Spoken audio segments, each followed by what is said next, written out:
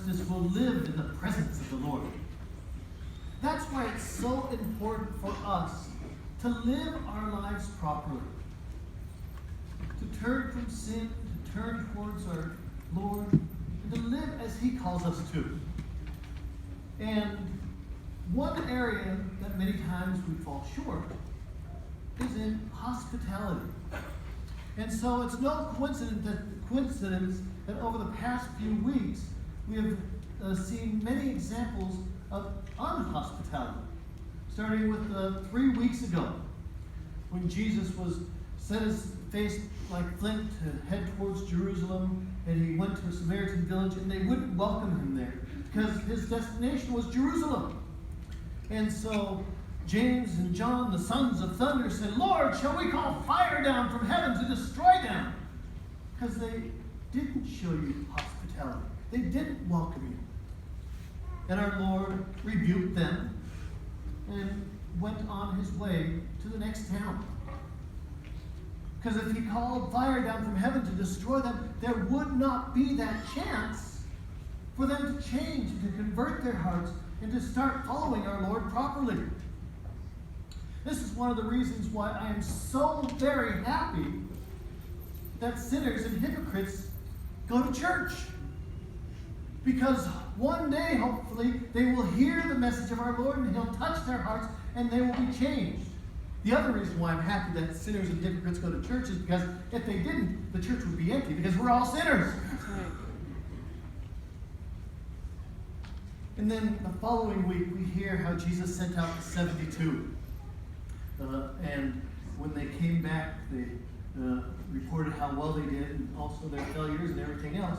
But before they left, Jesus gave them the instruction to go and proclaim the good news that the kingdom of heaven is at hand. And if you enter a village or a town that doesn't welcome you, to shake that dust off your shoes in testimony against them, but still proclaim that the kingdom of heaven is at hand, but go on to the next town. And that's the same with us. There are so many out there that need to know the message. But if we encounter somebody that doesn't want to hear it, don't let it bother us. Go to the next person and proclaim the good news and truth of God. Do your homework. Invite people to Mass. This is also why it's so important for us, when we're here at Mass, to make sure that we're hospitable, that we welcome the person that is visiting with us, that we make that effort to say hi to them and to shake their hand, to find out where they're from, to make them feel like they're at home. Because the last thing that we want a visitor to do is to shake the dust off his sandals in testimony against us and go to some other church somewhere. And so it's important for us to be hospitable. Well, this week is no different. We have another example of inhospitality. But we also have two wonderful examples of hospitality. Starting with Abraham in today's first reading. Abraham saw these strangers. It's the heat of the day, like right now. You open up the doors and the church heats up 10 degrees. It's the heat of the day, and he's sitting underneath the shade tree, and he sees these people coming, and he runs to them and says, "Hey, let me take care of you. Let me help you rest from the heat. Let me wash your feet for you. Let me provide a wonderful meal for you. Let me allow you to rest, and then you can be on your way." One of the reasons why it's so important for us to be hospitable to the stranger is that old saying, you never know when you're going to be entertaining angels. Well, Abraham wasn't entertaining angels. He actually had the great gift of entertaining the Holy Trinity, the Father, the Son, the Holy Spirit. But because he wasn't hospitable, our Lord gave him a great grace by saying that this time next year when I come to visit, you are going to have a son.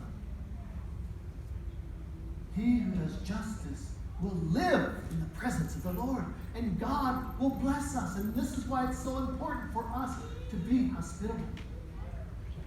Now in the gospel, we have another example of unhospitality with Martha.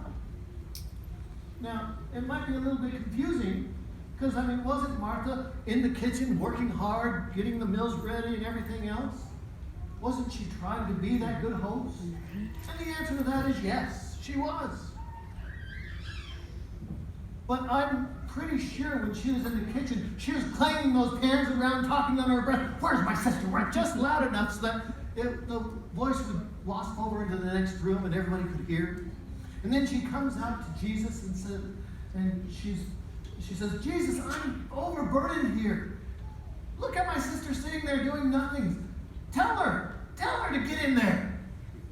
Well, Jesus was the guest. If you were a guest at somebody's house and somebody came out at you, upset at you because your sister wasn't doing what she should be doing, that's not hospitality. And she was worried and she was anxious, as we hear our Lord say. Yes, she was doing everything that she needed to be doing to be hospitable, except to have that proper heart, that proper joy. Many times at Mass, for example, we do this ourselves. We come and we know exactly what to do. We stand when we need to stand. We kneel when we need to kneel. We know the words to the prayers that everybody's saying. We even sing along. We do everything perfect. But we don't have it in here. Because not only do we do everything perfect, but we also are looking for all the different problems, like Father wearing 2 different colored boots. Made you look. Or how the guitar is out of tune, or how they picked that song and it has nothing to do with the music, or how the lector messed up on the word, and how the sound is too soft, or it's too loud, or that it's too hot, or it's too cold, or blah, blah, blah, blah, blah, blah, blah, blah, blah, blah, blah. And you're just filled with all this agitation and upsetness and you walk out of the church empty. So many times we're like Martha. But Jesus says to Martha, "Martha, Martha, you're anxious and you worry too much. Your sister has picked the better part and I'm not taking it away from her." Yes, Mary was being a great host. He was giving attention to the guest. She was spending time with the guest. She was listening to the guest. And by golly, for her luck, the guest happened to have been God again, just like with Abraham. And we come into the church, into our Lord's house. And yes, we are the guest here. But our Lord is here to nourish and strengthen us as well. And we just need to be open. We need to choose that better part, to listen to our Lord, to be nourished by Him, to be fed by Him, to be strengthened by Him, to be protected by Him. And this is why it's so important how we come to Mass. And so coming to Mass, it's important to prepare ourselves for what we're doing. It's awesome, the people that get here 10, 15 minutes early, and they take that time to calm down and to place themselves in the presence of our Lord. They prepare by reading the readings beforehand, letting them go through their mind and make sense. They pay attention and they're joyful. And they greet the people around them and they're filled with the joy of God.